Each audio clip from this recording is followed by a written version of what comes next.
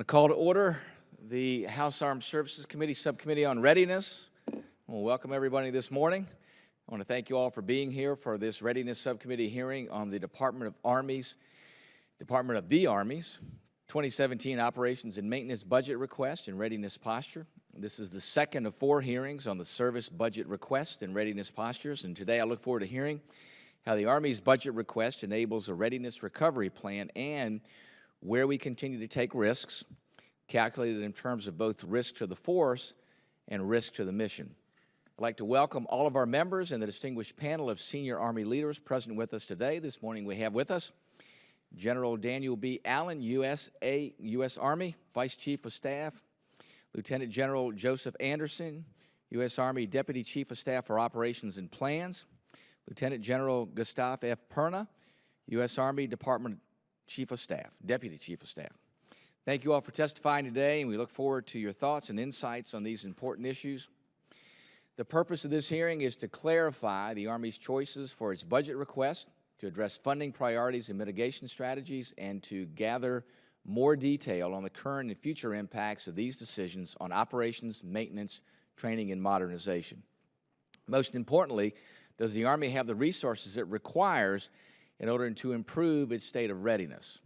Once again, I want to thank our witnesses for participating in our hearing this morning, and I look forward to discussing these important topics. And now I'd like to turn to our ranking member, Madeleine Bordallo, for any remarks that she may have. Thank you very much, Mr. Chairman, for convening this important hearing. General Allyn, General Anderson, General Perna. It is good to see you all again. And thank you, gentlemen, for your service and your leadership and for being here today. This is the second FY17 budget posture hearing we have held in the Readiness Subcommittee this year. As we heard from the Air Force earlier this month, one significant difference I see between the challenges and opportunities facing the Army and the Air Force relates to end strength. While the Air Force is growing, the Army is being asked to accommodate fiscal constraints by reducing manpower. To partially address this, as we have heard at several hearings this year, the Army places importance on total force integration. And we have heard about what opportunities the Army has to leverage the capabilities of the National Guard as an operational reserve to enable active component forces to sustain their readiness and ensure it can meet critical requirements. I will be very interested this morning to hear about specific opportunities you see as you look at the future Army and about the challenges the Army has in getting access to the Guard and the Reserve. We have heard General Milley speak on the need to rebuild and sustain readiness as a top priority. Your testimony echoes that, and I'm interested to hear about where the President's FY17 budget request contributes to the operational readiness of our soldiers, but also where training, infrastructure support, and other gaps exist. Because of the rate that we used our Army over the past decade and a half, we know readiness has degraded, but looking forward, we need to understand what resources it will take to build it back. I recognize that we have asked you to make do with unpredictable and unsteady funding resulting from sequestration and years of continuing resolutions. And so I look forward to hearing about how Congress can provide the resources for our Army to return to full spectrum readiness. Through our discussion today, I hope we can gain a better understanding of the Army's plan to maintain readiness through personnel training and infrastructure improvement. So, gentlemen, thank you again for your service, and I do look forward to hearing your testimonies. Thank you, Ms. Bordallo. Thank you so much for your opening statement. General Allyn, I've been told that you'll be making one opening statement on behalf of all the witnesses, and please proceed. And as a reminder, your written testimony has already been made available to our members and will become an official part of our record. Chairman Whitman, Ranking Member Bordallo, distinguished members of the subcommittee, thank you for inviting us to testify on the readiness of your United States Army. On behalf of our Acting Secretary, the Honorable Patrick Murphy, and our Chief of Staff, General Mark Milley, we would also like to thank you for your demonstrated commitment to our soldiers, Army civilians, families, and veterans. We live in a dangerous world, and after more than 14 years of continuous combat, it's tempting to hope that a respite lies just over the horizon. Instead, the global security environment remains unstable and continues to place a high demand on our Army. This is why readiness is and must remain the Army's #1 priority. Today, the Army is globally engaged with more than 186,000 soldiers supporting combatant commanders in over 140 countries. In Afghanistan and Iraq, we build partner capacity to fight violent extremists. In Africa and throughout the Americas, we partner to prevent conflict and shape the security environment. In the Pacific, more than 75,000 soldiers remain committed. And in Europe and Asia, Army forces reassure allies and deter Russian aggression. At home and in every region of the world, the Army remains ready. To maintain readiness and meet the demands of today's security environment, the Army requires sustained, long-term, and predictable funding. And while the current budget provides a modicum of predictability, it is insufficient to simultaneously rebuild decisive action readiness and modernize for the future. To ensure sufficient readiness today, the Army assumes risk by reducing end strength, delaying modernization, and deferring infrastructure recapitalization and investment. These trade-offs mortgage future readiness.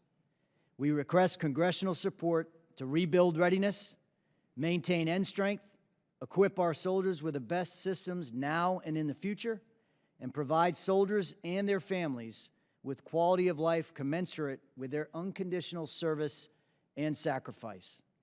With your assistance, the Army will continue to resource the best trained, best equipped, and best led fighting force in the world.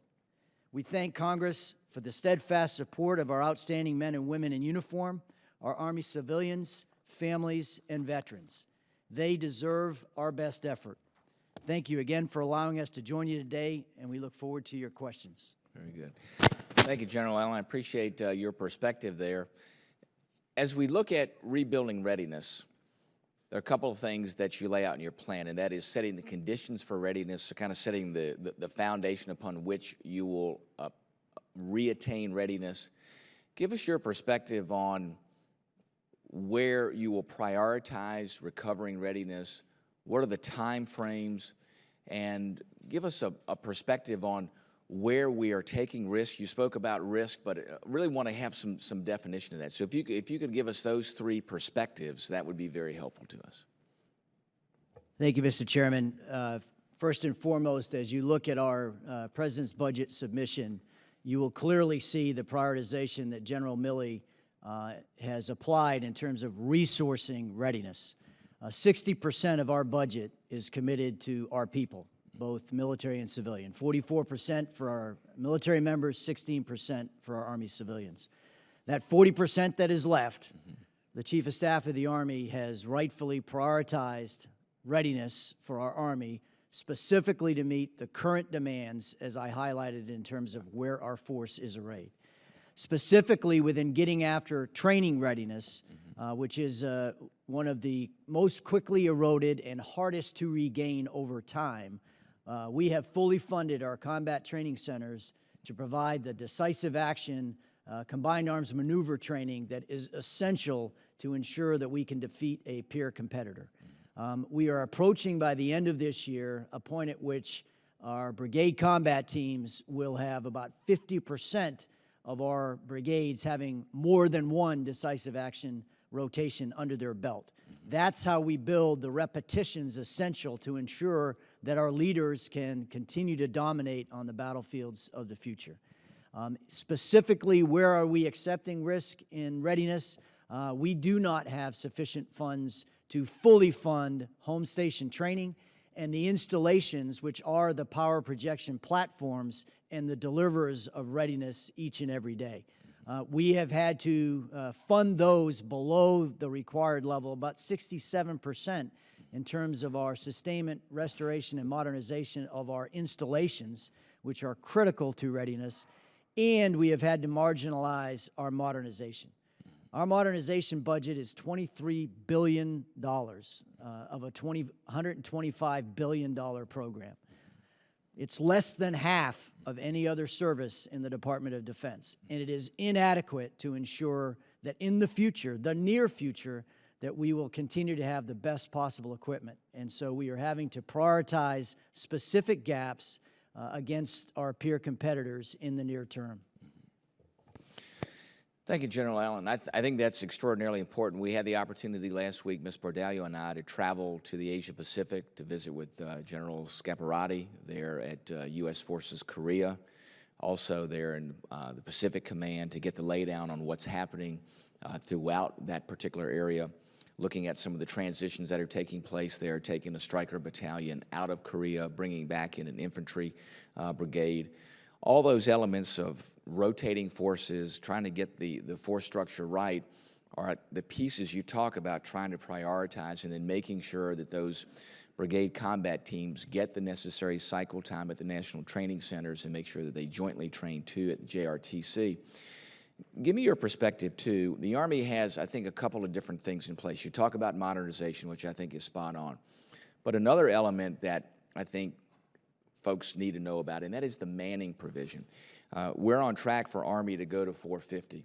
Does that track to 450 allow the Army to accomplish its mission, to meet, and I understand the COCOMs are always going to request more than that's there, but to meet even the basic requirements of issues that we face in places like Korea and other areas where the demand signal seems to grow stronger and stronger and stronger because of uncertainty around the world. Give me your perspective on that as you look at the total force structure puzzle and where we are regaining readiness.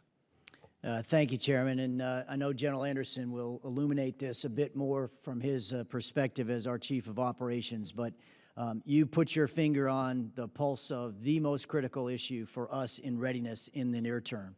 From now through at least 2020, the primary limiting factor for us achieving full spectrum readiness is our personnel manning. The turbulence that we are undergoing as we reorganize our Army as a smaller, more capable force has created additional turbulence on top of that which is driven by our drawdown, okay? And it is being borne by lower manning levels across our formations. As you know, during the war, we were able to man our units above 100% in order to ensure they deployed as fully manned as possible. With a 10% non-ready force across the total force today, we cannot sustain that in a force that's headed toward 980,000 as a total force. Manning is a critical limiting factor for us, and it's exacerbated by the growth in current operations demands for our Army. Today, across the Joint Force, for all combatant commanders, we provide 46% of the annual allocation of forces to combatant commanders, more than the rest of all services combined.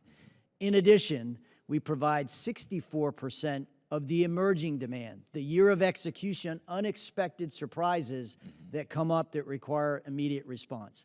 So we are providing trained and ready forces to meet both known and unexpected demands, and it is coming at the expense of our surge capacity for situations like Korea.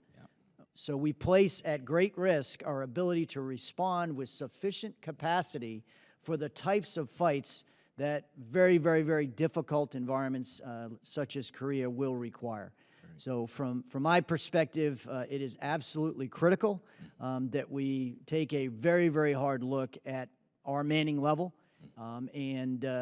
I don't see a reduction in current operations demands occurring anytime in the near future. It hasn't for the last 3 years. It's actually been on the rise, and we believe that's placing excessive stress on the United States Army to meet the requirements. Very good. General Anderson? Thanks, Chairman. So the issue we have right now with the Pacific, it's a 74,000-ish based on assigned forces out there, and the way we accommodate folks like General Scaparrotti is through our rotational forces. So we have a continual heel to toe, as we like to say in the Army, from 1st Cavalry Division at Fort Hood that keeps going back in to rotate to give him that presence on the peninsula. But the challenges the Vice is talking about, you're talking about manning levels right now at about 90% of what the authorized strength is for these units, and of course we're hovering around a 10% availability issue in each of our formations based on medical and admin, legal type things. So when you're talking about getting an 80 to 85% of a structure that actually is deployable, that continues to drain what we have in our readiness available pool to keep getting through things like that Korea rotation. And then I think you were all briefed on Pacific Pathways while you were out there. So you know, so a phenomenal thing that General Brooks and crew have put together. But again, you're taking soldiers now and leaping them as they do a Foal Eagle in Korea, they do a Cobra Gold in Thailand, and they do a Balakatan in the Philippines, and that's a continual rotational, and how that does it's a great venue for our leaders to get training and development. But again, they are away from home, and that continues to, as we build the readiness, we burn the readiness as we leapfrog around each of those exercises over the course of 3 to 4 months. Sure. Well, it was great to get the laydown when we were there. We met with a number of folks there, 2nd Infantry, and got their perspective on things. And one of the things we talked about was, as you talked about, manning and availabilities. And as you know, when you're trying to put together a brigade combat team to go into theater, and you've got to draw from other brigades for augmentees, you know, all of a sudden you start to see how thin the force is, because you're moving there, and obviously you'd like to be at 95% available to deploy, but many times you're below that, and when that's the case, then you take away from other brigades, and then when it's time for them to go, they're scrambling to try to put folks together. So it really starts to show the openings in the fabric, so to speak, when you have to do those things. So it was good to get that perspective as we were over at USERPAC, so that they could give us their perspective. So. It does, sir, and that's, you know, the challenge is as we try to streamline how we focus units on particular parts of the globe. Unfortunately, we can't do that. So, you know, we like to say, like, our 4th Infantry Division at Carson is all things Europe. Well, the reality is the 1st Brigade is the Rapid Reaction Force for NORTHCOM. The 2nd Brigade is going to Afghanistan. The 3rd Brigade is going to be the rotational unit into Europe, and the CAB is in Afghanistan. Yeah. So you're taking that one division has to cover down on all those requirements. And like you said, typically, and this is more applicable to Iraq and Afghanistan, but by force management levels, typically by grades and skill sets, you have to cherry pick multiple units, and that's that. So when you look at readiness across the Army, so you say, okay, Brigade X is doing this mission. Well, the problem is, what did you have to draw from this unit, this unit, this unit, be it a fires brigade, a sustainment brigade, a division headquarters? What's it take to fill those requirements to deploy? And when you apply that peanut butter across the formation, that degrades readiness. Yeah, absolutely, absolutely. Gentlemen, thank you. And now go to Ms. Bordallo. Thank you, Mr. Chairman. General Allyn, as I mentioned in my opening statement, I know that you've been working diligently to advocate the total force concept, which, as you know, existed before the Commission reported. So what challenges have you experienced in accessing the reserve component, and what tools do you need to ensure it can be done in an effective, efficient, and responsible manner?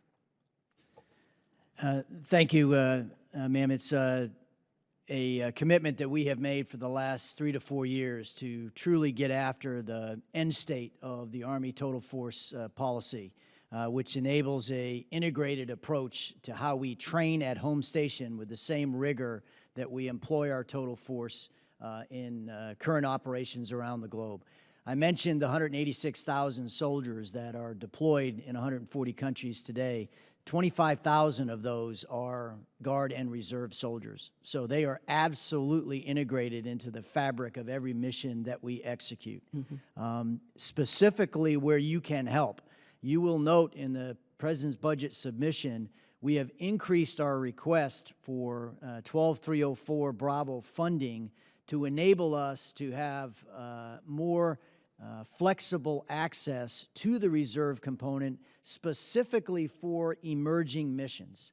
Where the stress starts to really press down on our active formations is in meeting those emerging requirements for which the time constraint that we have does not enable us to prepare and deploy a reserve component unit to meet the requirement. The 12304 Bravo funding would have us with greater flexibility to leverage that great reserve component capacity for missions beyond just those in OCO-funded areas of operation.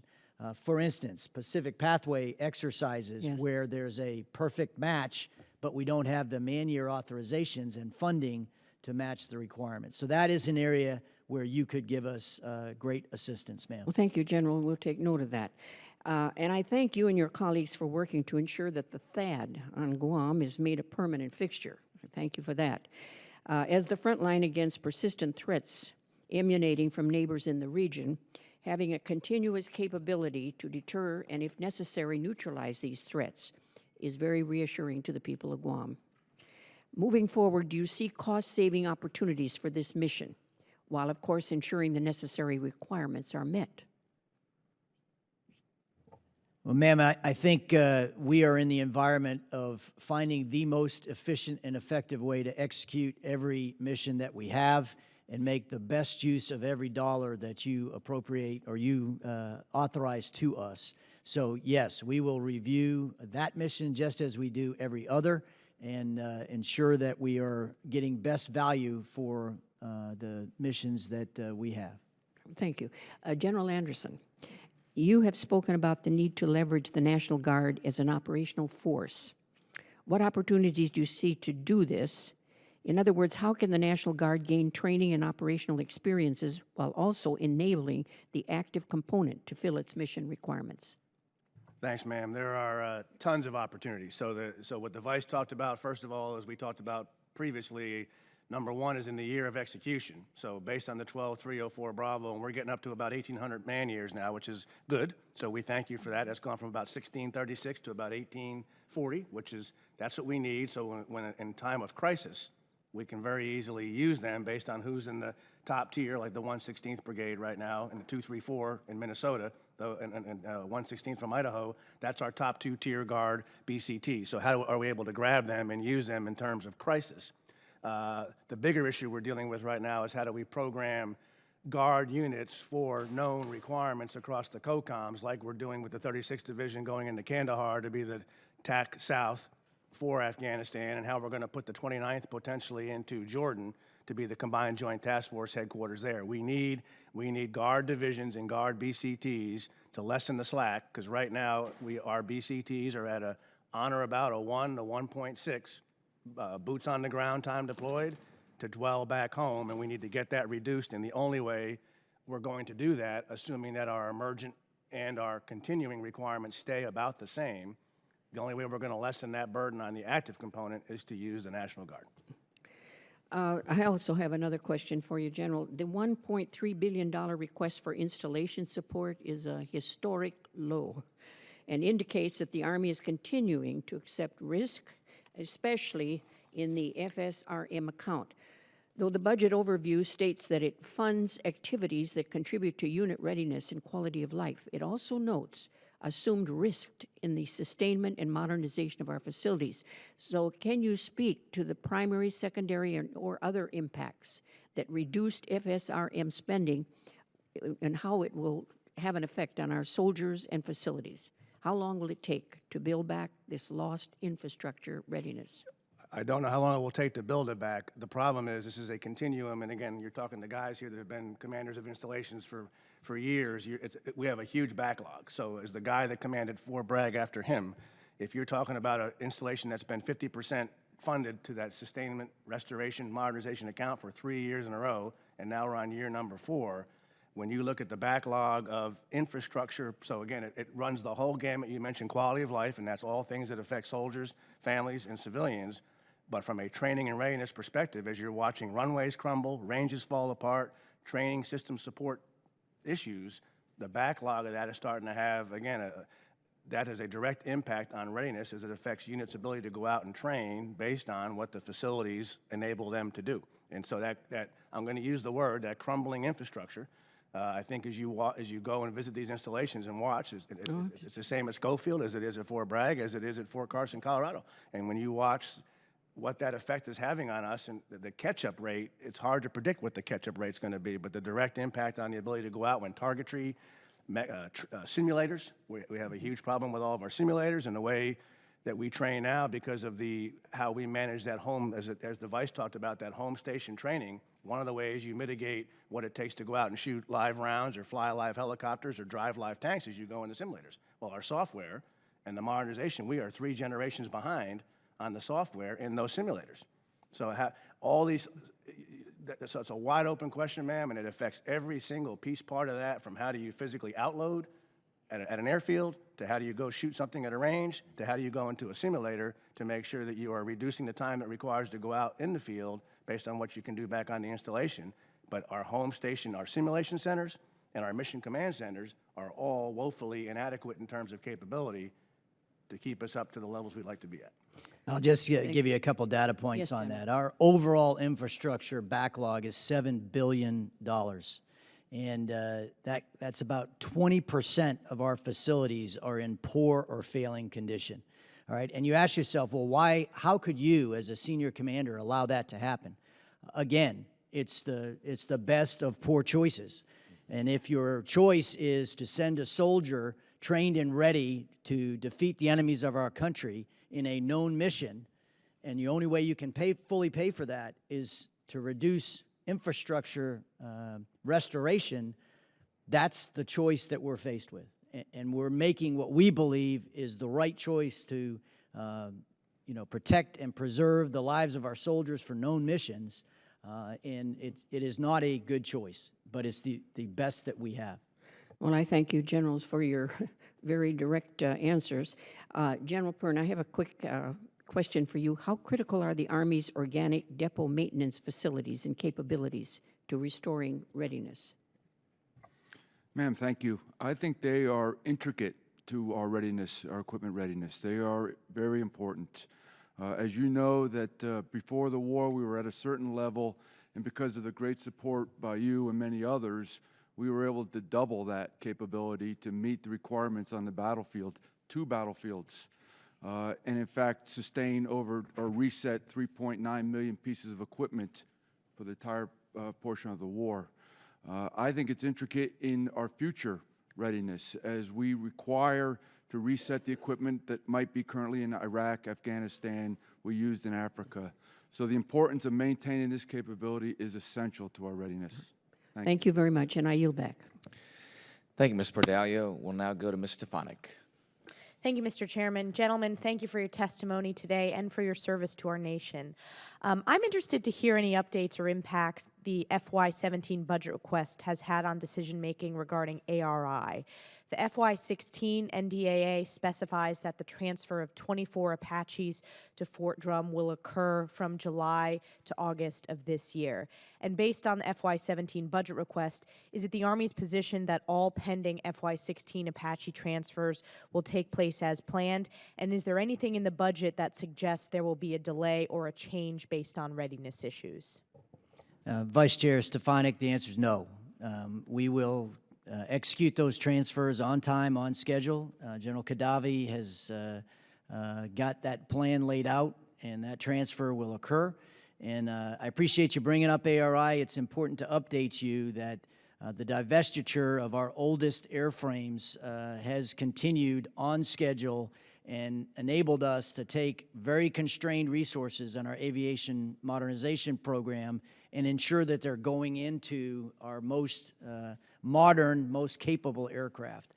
So it is vital that we do that, but the 10th Combat Aviation Brigade will receive its Apaches on schedule, and we appreciate your support for us continuing to do that. Great, thank you for answering that on record.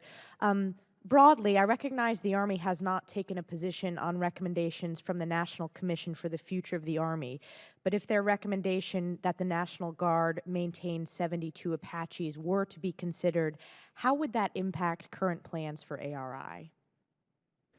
Obviously, we're very appreciative of the 63 recommendations that address 62 specific issues and areas of focus for the future of our Army. A very detailed report, an incredible amount of analysis and assessment, and our team of National Guard, Army Reserve, and active Army Brigadier Generals are currently reviewing every one of those recommendations. And we have prioritized the aviation-specific recommendations because, first of all, they are the most costly, and they have the longest-term implications to the future of our fighting capability. So we will be bringing those forward to the Chief of Staff of the Army and the Secretary of the Army for decision in the very near future. Suffice to say, there were no resources provided for these recommendations. and many of them are very high dollar, in the billions, cost, impactful. And so we are analyzing both within our program and with additional dollars where we will need help to achieve the end state that's been prescribed. We will continue to divest our old airframes as prescribed by ARI. We will continue to ensure that all of our combat aviation brigades are as capable and modern as possible. In the near term, the retention of Apaches in the National Guard, absent additional funding, will slow our modernization program for Blackhawks and Apaches. There's no other way internal to our program to fund it. Thank you, General Allyn. I yield back. Thank you, Mr. Stefanik. We'll now go to Mr. Peters. Thank you, Mr. Chairman. Thank you, gentlemen, for being here today. Excuse me, General Allyn, in your testimony, you state that less than a third of Army forces are at acceptable levels of readiness to conduct sustained ground combat in a full spectrum environment. One of my colleagues who's not on this committee often, directs questions to folks and says, is this decision made because of budget or because of security? We recognize that all decisions are made both because of budget and because of security, and that's appropriate. But this number this level of readiness does seem alarming to us. Can you comment from a historical perspective, kind of what you would see as the acceptable level of readiness? And then I have a follow-up question for you. Well, thanks, Congressman Peters. It's not acceptable, not given the global environment that we operate in. And I appreciate your recognition that it goes beyond just manning, training, equipping, and leading. All of those are critical, but our ability to build surge capacity and remain globally responsive means that we must be able to build sufficient readiness over and above the commitments to current operations. And for the past 6 to 8 months, we have been consuming readiness as rapidly as we are generating it. So our commanders in the field are absolutely attacking this as job one in accordance with General Milley's #1 priority of readiness. But absent a reduction in global demand or an increase in capacity, it will be very, very difficult for us to make the type of headway we must make to have sufficient readiness for the smaller Army that we are headed toward.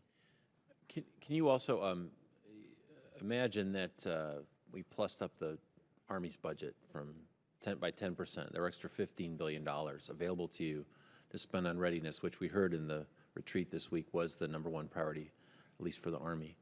What would be the specific places where you'd like to see that applied right away? Well, Congressman Peters, I'd go through quite a laundry list here to walk all the way through that, but suffice to say, we do have prioritized unfunded requirements, specifically addressing both readiness, installation support, personnel and manning, and so given that delivering readiness requires a balance across all aspects of man, train, equip, and lead, that's where we would apply that. But were we to receive additional funding, we would clearly raise to a very rapid discussion, specifically getting at the National Commission's recommendations, which do require additional capabilities not currently resident in our program, that growth would have to be a point of discussion in that increased budget were you to able to find it for us. All right. Well, really appreciate it. I think we've learned a lot this week, both at the retreat and here, and we appreciate your service and your being here today. And Mr. Chairman, I yield back. Thank you, Mr. Peters. We'll now go to Mr. Lobiondo. Thank you, Mr. Chairman. Thank you, Generals, for being here. Just very quickly, can you shed any light on what Army Guard cyber teams may be doing or how they're approaching the problem? Well, I appreciate you giving us an opportunity to talk about where the Army is in developing our cyber capability. We are well on the path toward achieving the minimum capability that Admiral Rogers has prescribed for each of the services. In fact, by the end of FY17, the end of this budget we're talking about, All of our 41 cyber mission teams will be fully operational. We have 31 at initial operating capability today, or 33, I'm sorry, and we'll be fully operational by the end of 17, which is his prescribed requirement. Specifically for the National Guard and the Army Reserve, we are building 21 cyber protection teams to provide critical cyber defense for critical infrastructure and for our systems here in the homeland. We have just begun that process. You'll note in the President's budget submission that there is procurement dollars applied to those cyber protection teams to enable us to properly equip as we begin to train those teams. But we will be on a path toward initial operating capability as we move forward here in providing both a cyber offense and cyber defense capability to ensure that our nation can both be decisive and protect our capabilities here in the homeland. So with all the pain and suffering that the budget is causing, is it causing the same sort of degree of pain and suffering in the cybersecurity area? Well, if you'll note, Congressman, in the budget submission, cyber is one of the only growth areas in our budget. It is absolutely a critical capability that we must continue to develop. It is a long-term commitment that we are making. We are standing up a cyber center of excellence at Fort Gordon, Georgia. Despite having a MILCON budget that is the lowest since 1999, we are focused on fully developing that capability to ensure that we can train and sustain a trained and ready cyber mission force and build the cyber protection teams that are needed by the Guard. But is the dollar allocation sufficient to get there as fast as we want to get there? No. Okay. Thank you. I yield back, Mr. Chairman. Thank you, Mr. Lobiondo. We'll now go to Mr. O'Rourke. Thank you, Mr. Chairman. General Allyn, I don't want to speak for anyone else on the committee, but I've taken your comments today and in previous meetings to heart and feel very strongly that we need to have a much larger force size than the one that we are currently on a trajectory to achieve. And we need to fund those areas in modernization and readiness that you describe at risk today at some point in the future. I think that the challenge for me, you're giving us your best professional advice, which is critically important. We now have the task of convincing our colleagues and explaining to our constituents why this is important.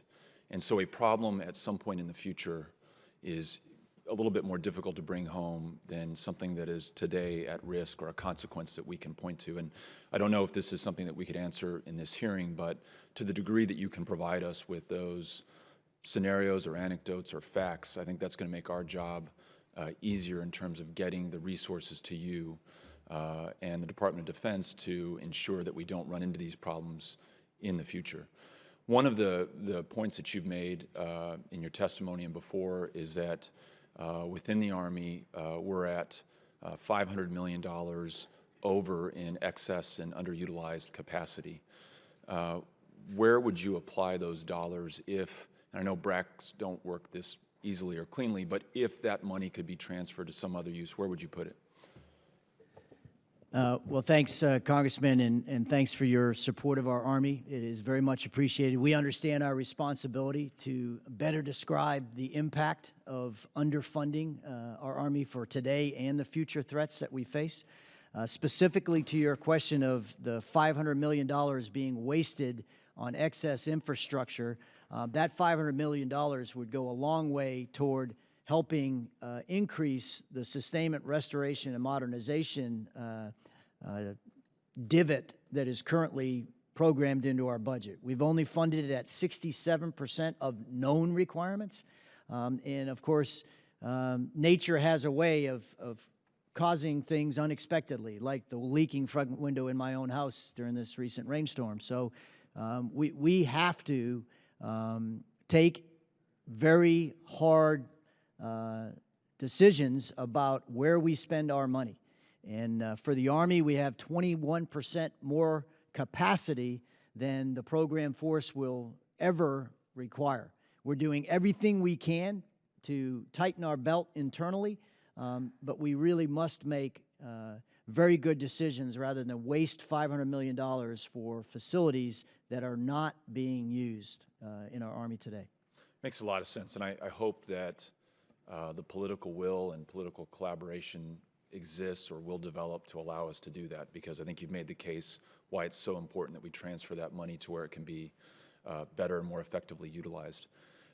In your testimony, you talk about selective modernization efforts, and you mentioned Army warfighting experiments. Could you go into a little bit more depth and detail about what that entails? Well, both our network integration exercises or evaluations and our Army warfighting assessments, as you know, leverage the great capacity at both Fort Bliss and White Sands Missile Range from New Mexico. And they are absolutely at the center of how we build the future force. We are specifically focused in our Army warfighting assessments on exercising new concepts, new ways of employing our force, leveraging our current capabilities and emerging capabilities that are being developed in industry. We have learned some incredibly valuable lessons just in this past year on the exercises that we've done at Fort Bliss, Texas. And we are applying those both in the development of our future force and the operational concept to defeat peer competitors. And I think what's also very important is every one of those exercises have been joint. We've often had the United States Marine Corps participating with us. We've always had the Air Force participating with us. And they have all been multinational with our closest allies. And that has enabled us to tackle the really difficult problem of interoperability. We know, given a smaller force, to win in the future, it will be with our allies and partners. And they must be able to interoperate with us. We must share a common operating picture. And all of those are being exercised routinely at our Army warfighting assessments. Thank you, General. I yield back. Thank you, Mr. O'Rourke. I just want to remind folks, the $500 million figure that you spoke of, we asked for a report on infrastructure analysis from the service branches. It was supposed to come to us with the President's budget. We have not received it yet. We understand that we'll get it from the Pentagon. So that should be the reflection on what the capacity numbers are. There are a lot of other numbers floating around out there, and I know the previous ones have been based on parametric analyses of the 2005 BRAC. So that's why we've asked for the most up-to-date numbers, and we are expecting to get them from the Pentagon. So I want to make sure we're not too fast and loose with numbers. I understand what you want to get at, but I want to make sure, too, that we are going to get that baseline information from DOD. So thanks, appreciate it. You'll see those numbers reflective in that report for the United States Army, sir. Good, very good. Thanks, General Allyn. We appreciate it. Now we're going to go to Mr. Nugent. Thank you, Mr. Chairman, and once again, it's always great to see all of you here. And I come from a little different perspective. When we have a drawdown in troops, and when we have a lower number than what we're hearing from all the COCOMs and what's, the requirements or needs, it really does put a stress on our Army today. When you have one son who's been deployed, not in combat lately, but, bounced from Australia, then to South Korea a few weeks later, then to Fort Bliss a few weeks later, and that starts adding up. And then, oh, by the way, you just got transferred and you were in Africa for a period of time. And that's across the board. It's just not my kids, but it's, it's all of our soldiers. And I worry about, and you talked about it briefly, what it really does to our readiness, because we're constantly, particularly from the family front, it's tough on their support mechanisms. So, can we maintain this level of training? Because, hey, he just got back from NTC, 3 weeks ago. So can we honestly keep that level up without really degrading our force in total across the spectrum? Well, Congressman Nugent, you have very good spot reps coming from the force. It is an exciting time to be a soldier and a junior leader. And in the let me United explain States Army. something. They love it. I know it. You know, I was, but then I also have to hear from the girlfriend and wife and all, you know, I mean, so Yeah. they're loving it. No, Kind of difficult. that's why I say it's an exciting time to be a junior leader and a soldier in the United States Army, because you are out there globally responsive. The brigade that is taking over the mission this morning in the Republic of Korea, last year at this time was operating in Eastern Europe, in Lithuania, Latvia, and helping General Hodges deter Russia. So those leaders have become quite expert in the potential battlefields of Eastern Europe, and now they are in the Republic of Korea. What we are hearing from our soldiers is exciting for our young soldiers. This is why they join. They join to make a difference for our country. But you raised the point that we are bearing the burden of this high op tempo on the backs of our soldiers and our families. And it is a burden they bear, and they are extraordinarily resilient, but there is a cost. And we are concerned about that. We are hearing from our mid-grade non-commissioned officers and from our mid-grade officers that I don't know how long I can keep this going, all right? So that's a very huge part of our discussion about the stress on our force and what we have to do as we continue to support the great demands as our nation leads around the globe. Well, you know, one of the things that my wife and I, you know, relied upon when we had, you know, sons deployed to Afghanistan and Iraq is the fact that they're the best equipped, best led. But, you know, we saw the stress on some of the initial deployments to Afghanistan where they were there for 15 months and 16 months.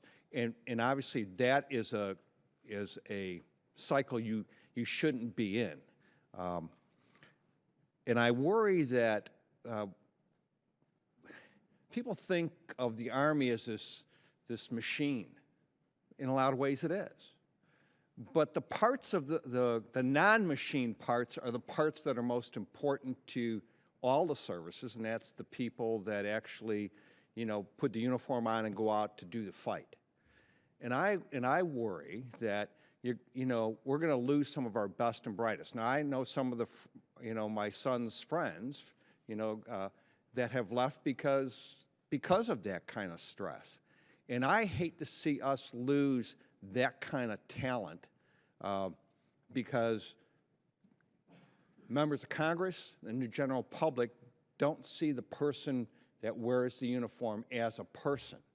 And I think we need to start talking about that because that's what makes the Army great, are the people that you have out there, and you talked about it, the men and women that actually put the uniform on to go out to fight.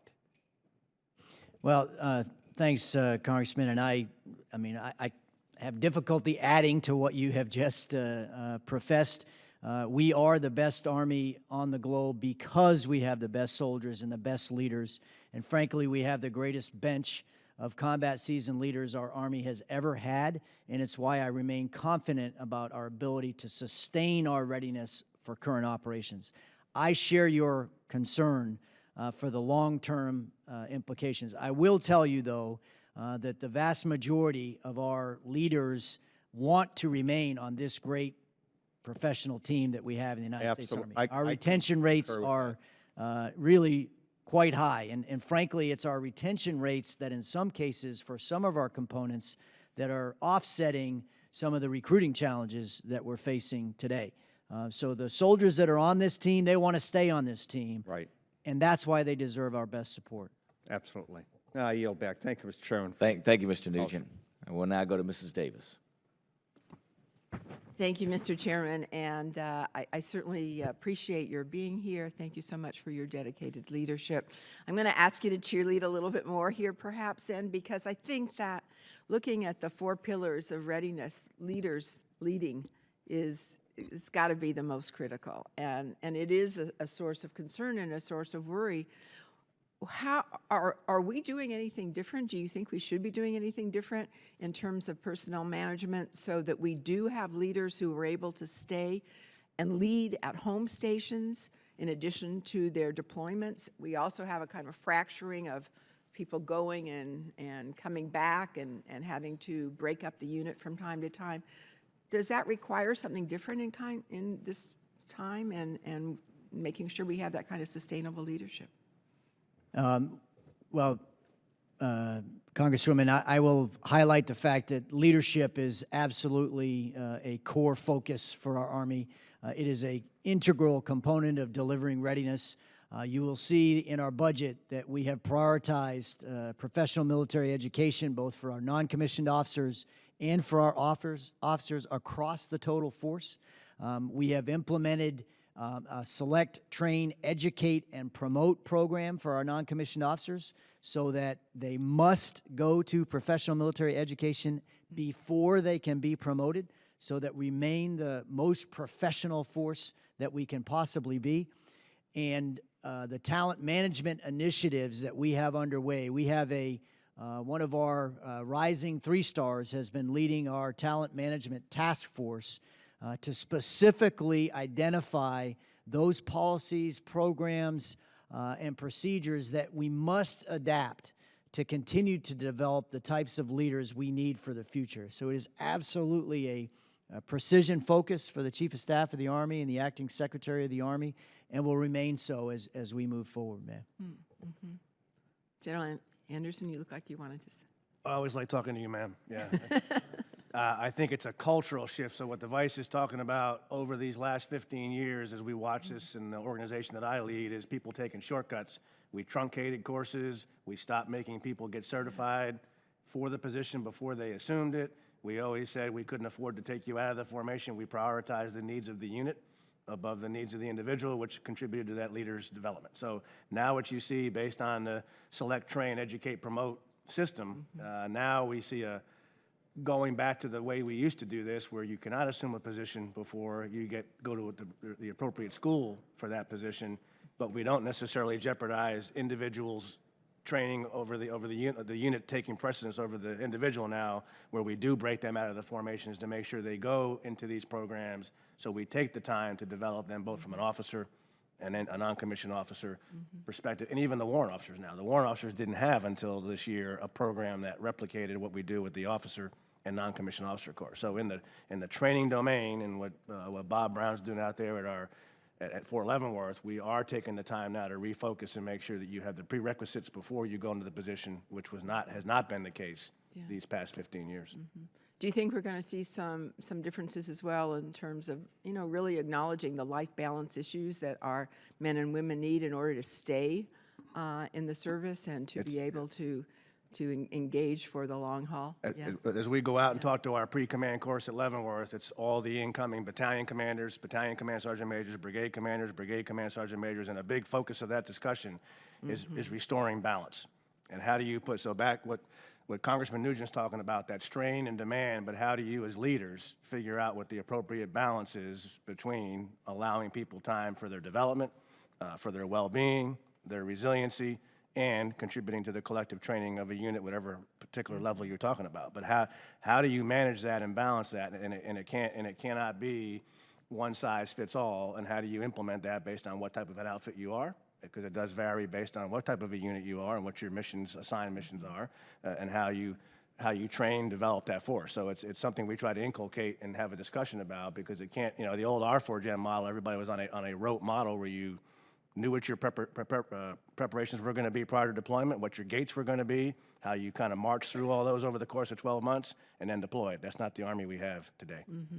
And I will highlight, ma'am, that the Sergeant Major of the Army has a fingertip pulse on our force. He is around the Army virtually 4 to 5 days a week, touching the Army at all components and all locations to get the feedback of their concerns in this specific area, as well as the touch points that we have at the pre-command courses.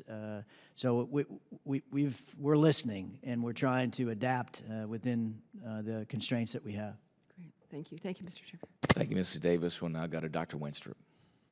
Thank you, Mr. Chairman. Thank you, gentlemen, for being here today. I want to go back to something you brought up earlier about 10% across the military being non-ready. Now, are you talking about training-wise or health-wise? What is that 10%? It's predominantly, it's about 80% medical. So medical non-readiness, predominantly in lower extremity injuries, but it runs the gamut of medical deployability. In some cases, it's physical limitations. There is a very small fraction of it that's administrative. There's a small fraction of it that's legal, but the vast majority of it is medical. And in fact, we have about 15,000 soldiers on average each year in our disability evaluation system, and we have driven that timeline to transition somebody to the VA for care for the long term down significantly, but it's still right now on average for the active force, it's about 7 months that it takes to transition someone out of the Army. And those who enter the disability evaluation system, the vast majority of them, in the range of 90%, do not return to active service. And so we need to continue to streamline that process because the bottom line is in the squads, platoons, and companies of our Army, until that soldier transitions out, we can't put a replacement in there. Gotcha. Yeah, and I was doing some work with OTSG this past summer, and for the Army, I think it may even be higher than the 10%, which is a concern. And I don't think people recognize that necessarily up here, that when we talk about a certain number, well, when you take 10 or up to 20% off of that number, it's even lower than we think. And I think it's important for us to recognize that. And then, of course, on the medical side, it's our job to try and reduce that number any way that we can. The other thing, I was glad we talked a little bit about BRAC today, because we're putting money out there basically for nothing in a lot of ways, and whether it's a partial reduction of a base or a complete closure. But we talked a little bit before, and I'd like you to comment too on possibilities of streamlining. For example, when we recognize a capability gap, and there's a problem here in modernization or just out and out equipping, the process that you have to go through to get to that, how much of that can we cut out?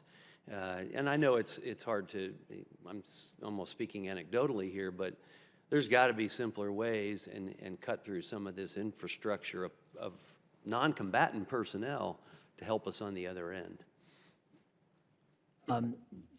I think you're asking me about how do we streamline acquisition? Is that the? Well, basically, Yeah. you know, from Right. I'm using this example here of, you know, you recognize a capability gap and how long it takes to get to a total Army analysis, right? So. Well, the bottom line is that all of our processes need to be streamlined. We are tackling them with rigor.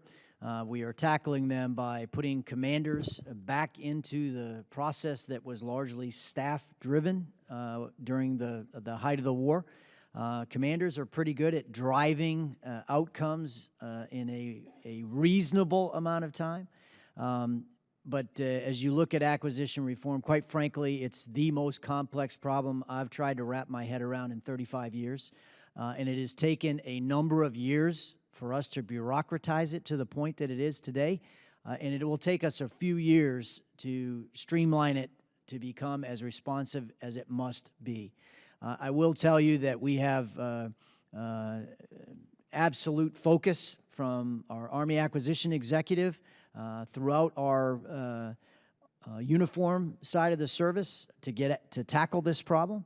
And one of the specific areas that I'm optimistic about is standing up the Army Rapid Capabilities Office to enable us, once we identify a capability gap and we know of an off-the-shelf capability that will address that gap, to enable us to put those two together in matters of months, not years, to deliver that capability to our soldiers in combat. Frankly, as a commander in combat, I watched us do that with modernizations to the MRAP as enemy adapted their tactics and we needed to modify systems.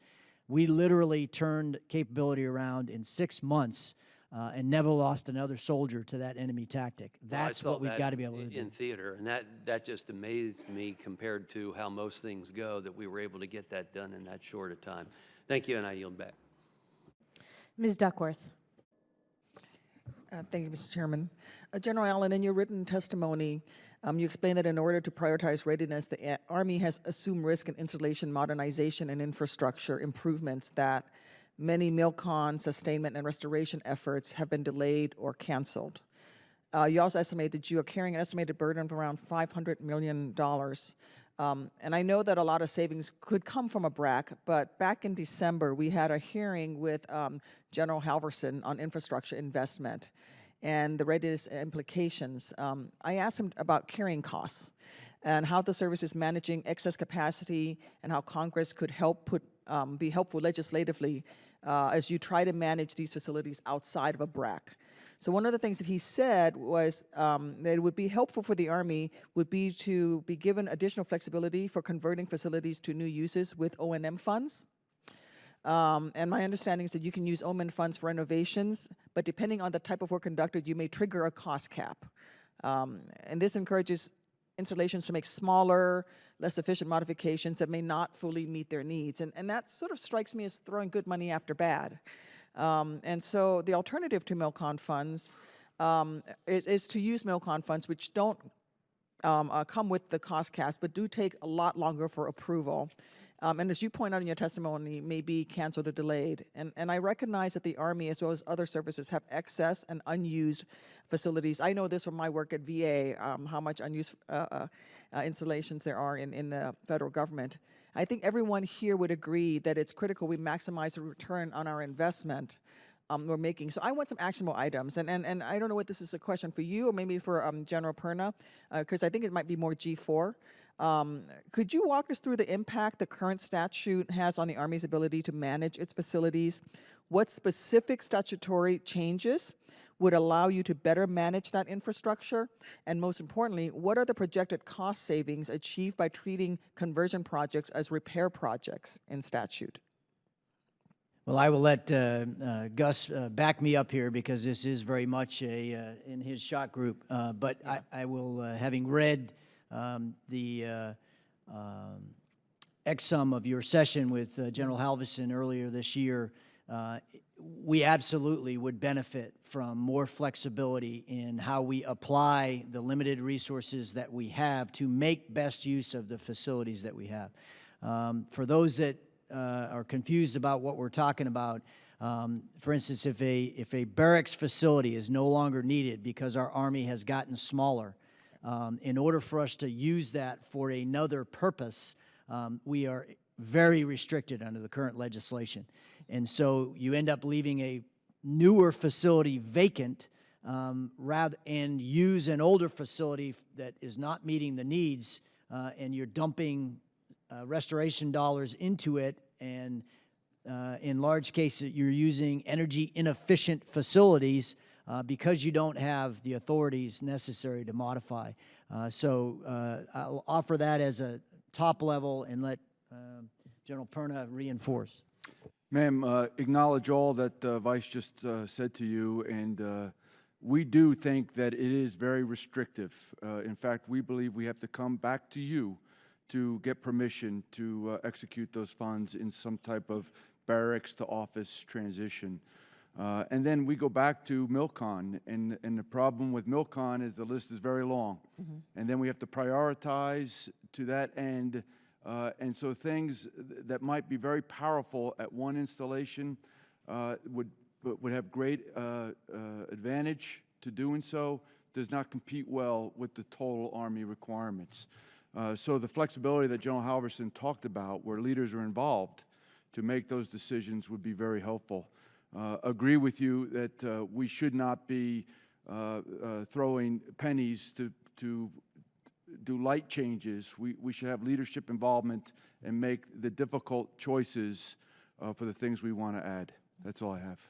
Thank you. So I'd like the chair to know that I plan on working on legislation to deal with this issue. And General Perna, is there any way that you can get, not necessarily today, perhaps at a later time, some projected cost savings that would be that might be achieved by treating conversion projects as repair projects in statutes? Absolutely, ma'am. I'll work with General Halverson and his team, and we'll get that for you.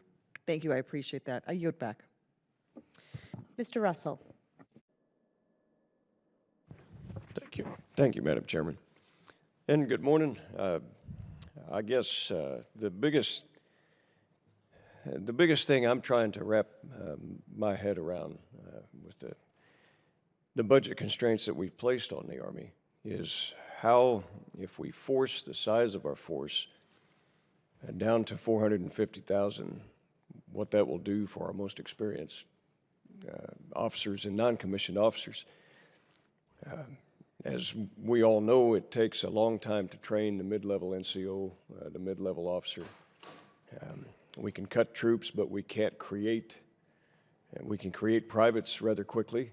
We can't create the experience level, and as we see very experienced headquarters, units and flags fold due to a reduction in the size of the force, we're losing capacity that will not be built perhaps in 4 to 6 years, depending upon the circumstance. My colleague, Mr. O'Rourke, I applaud him for saying that we've reached the point where we've cut way too much. And I hope that all of us on the Armed Services Committee will unite around this issue. I know my colleague, Mr. Gibson, and I know he's going to speak to this.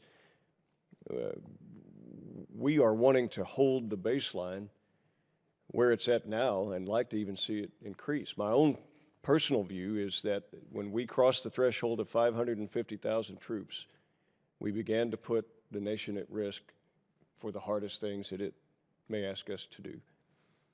Now we're well below that. And by terms of comparison, in 1940 to today, our Army today, as a per capita percent of the population, is 30% smaller than we were in 1940. No one with a right mind would think we were prepared for anything that faced us in the future in 1940. And yet, here we are. We're making decisions, and you guys have to put a clean face on it. And I just think we have to stop. If we don't and are unable to do that and hold the line at 480,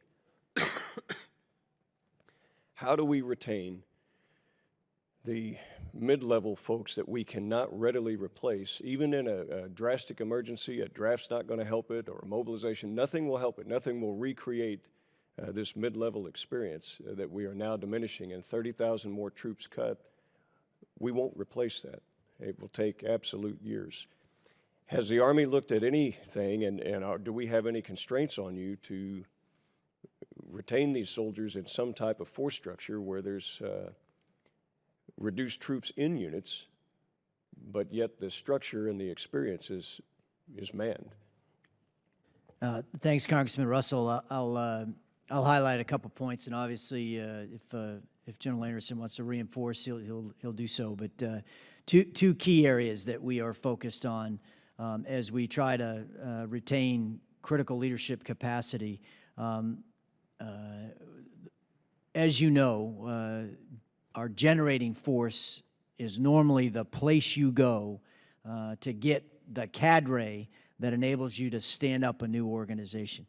The challenge we face today is we cut that generating force to the bone to retain as much combat power as we could. Today, in the United States Army, the total force, 24% of our force is in the generating force. It's the smallest of any service in the Department of Defense. So we don't have the cadre available in the generating force. As we go through the analysis process annually, we are looking at ways to thicken the generating force by replacing some of the civilians that replaced our military during the surge to enable us to get more soldiers into our growing formations as one of the ways to restore a little bit of regeneration capacity.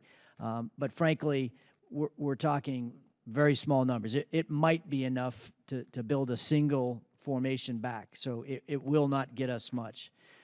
The second area that the Chief of Staff of the Army has us looking at is train, advise, and assist brigades, so that we have brigades and battalions of leaders in formations who are performing the train, advise, and assist missions on a day-to-day basis in support of current operations, and also then provide you some regeneration capacity that you can fill it with soldiers and the specialty capabilities that you don't need for the train, advise, and assist mission, but that you need for a warfighting formation. Again, this will provide us some, and again, there's no free chicken in our budget. So if we're going to stand up a train, advise, and assist brigade, something else is coming out, unless we get an increase in our instrument. And I appreciate that. I'm out of time, but we stand committed to hold that line. Congressman Gibson and I and others stand committed to hold that line. If we got to do anything that we can to convince people, and there is money out there on stupid things that we are spending right now that we can find and resource and reshift so that we no longer place our nation beyond risk. And with that, thank you for your indulgence, Madam Chairman. Mr. Gibson. Thanks, Madam Chair, and I want to welcome the witnesses. Thank you for your leadership, sacrifices of your family. I'm encouraged to hear what General Milley has, some of this latest guidance. It's for some time I've been thinking that would probably be a smart move and also a way, I think, of pulling in the Guard to manage risk. So I'll look forward to hearing more on that. As you know, and as Mr. Russell just mentioned, Mr. O'Rourke, previous to that, is we do have a bill, and you know, it does indeed stop the drawdown. We're building bipartisan momentum on it, and we have spent the last couple months building the public record to explain, and today is another opportunity of that, a chance to speak to the American people of the criticality of stopping this drawdown. So I know that there's been a lot already said on the record, so if you feel that you've already captured that, there's no need to amplify any further. But in terms of the risk to the combatant commanders and the requirements we have, how long it would take to reconstitute formations in the event that we deactivate them, and we just talked about some of the details here moments ago, the risk to op-tempo, pers-tempo, to troops and families, and the criticality that if we're successful in stopping the drawdown, that we don't hollow out the force, that we make sure that we get that all right. So I just wanted to say that this is, if you felt like you needed to add anything else to the public record, you can do that. And then let me pivot to my question, which is on the Global Response Force. I'm interested in knowing, in this budget in 2017, how many JFEXs have been budgeted for? What about echelons above BCT and even division in terms of joint training and simulation? And if you care to make any comments about the 440th too in terms of jumper proficiency. So I guess the first thing is anything you want to add on Posture Act, and then a question on joint training. Well, thanks, Congressman. I'll first of all say, because I don't think I've reinforced it enough, many of you have spoken to it, but it must come with a top-line increase in dollars, all right? The stopping the drawdown without funding those personnel and the training and readiness required to deliver them as something other than a hollow force, it's got to be a package. If you just stop the drawdown and you don't increase our funding, you just add to the burden of the imbalance that exists in our force. So it must come together, and I know you appreciate that. To your point about the Global Response Force, I'll first talk to what we have done and will do for the rest of this year. We had a major exercise that went from the core level down through BCT to Special Forces Group, fully integrated joint forcible entry exercise out of the National Training Center this past August that absolutely exercised the no-notice deployment capacity, the full joint integration, the integration of close air support provided by the United States Air Force. It was a full spectrum, no-notice joint forcible entry exercise, and really provided great feedback to us of where we stand and where we still need to build on capability. Just this past, actually earlier this month, we did a simultaneous EDRI for the Global Response Force of a Patriot battery to the Republic of Korea and a brigade combat team command node with the lead task force of the current Global Response Force from the 82nd into Fort Hood, Texas. Both of those, no notice, both of them providing immediate demands on responsiveness and assessing the current readiness of our force, fully supported by Transcom and the United States Air Force to very, very good results. We have programmed in the President's budget 4 EDRIs for this coming fiscal year. I won't tell you what they'll look like, or else it wouldn't be an EDRI anymore, but they will stress us in a no-notice way and give us feedback on just how ready we are and what we need to do to improve.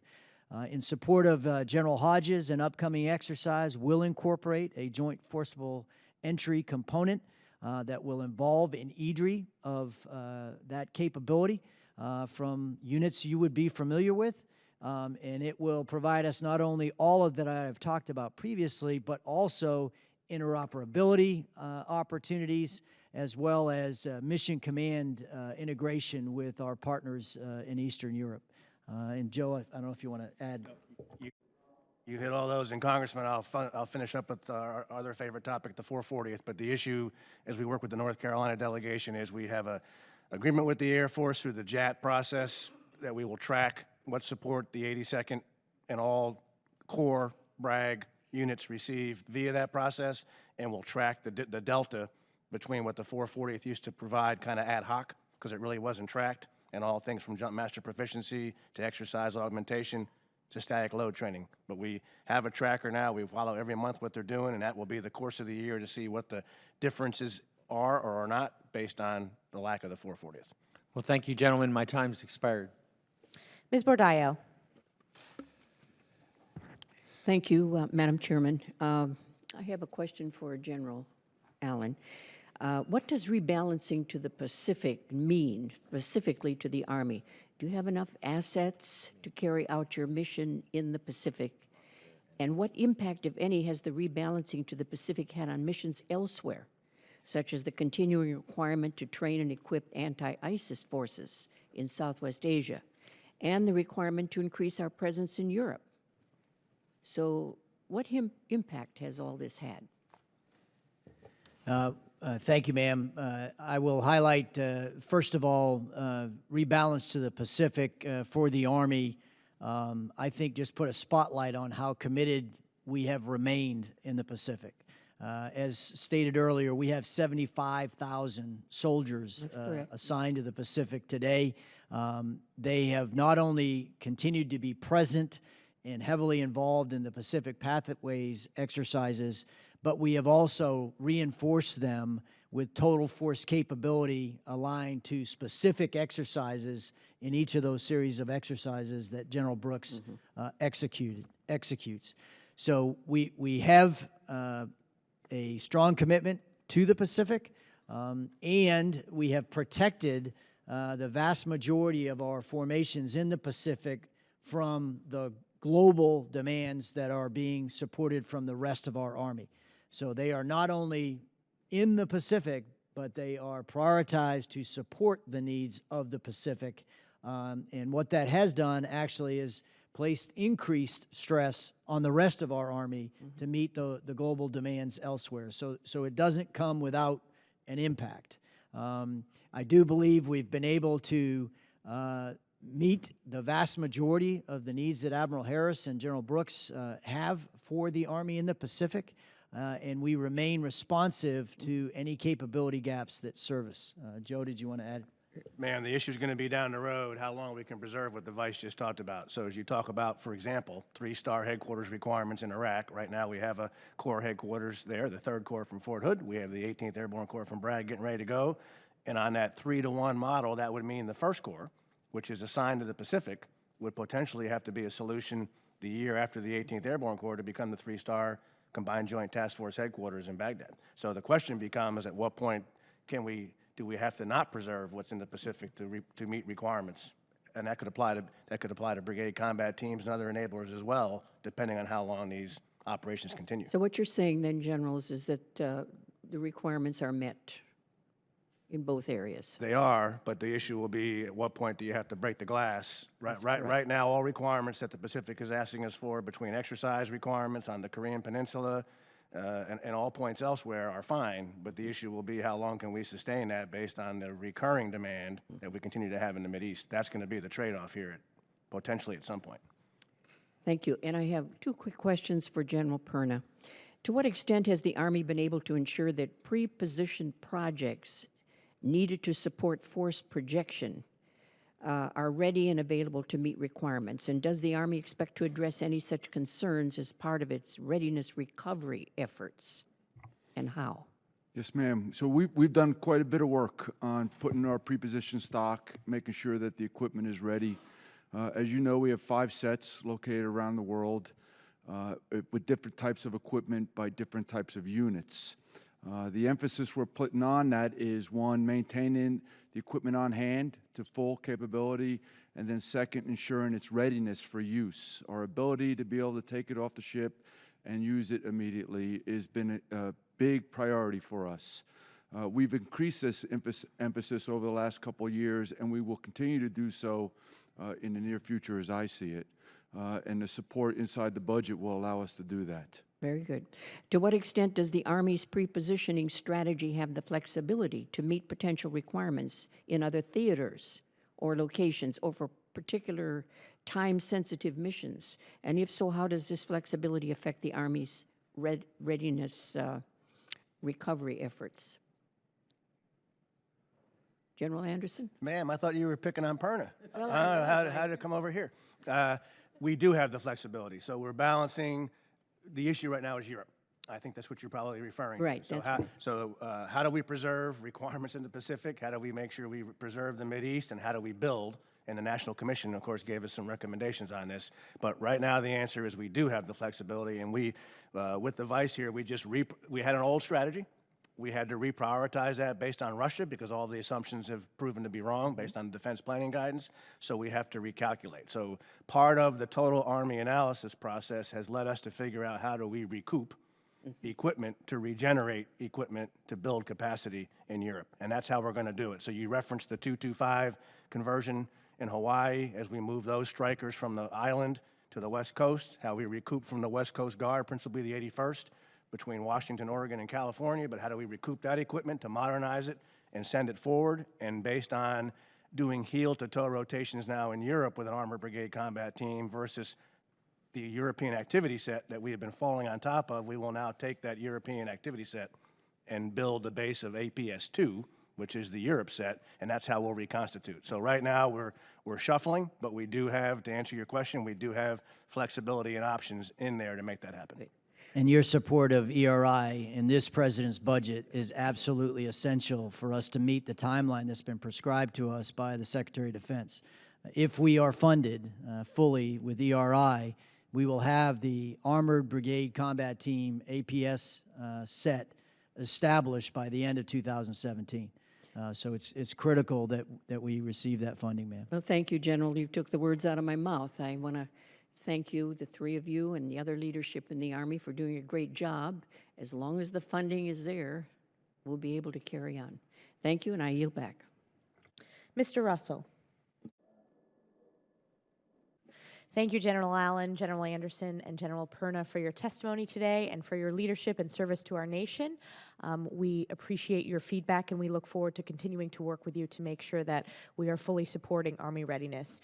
With that, this hearing is adjourned.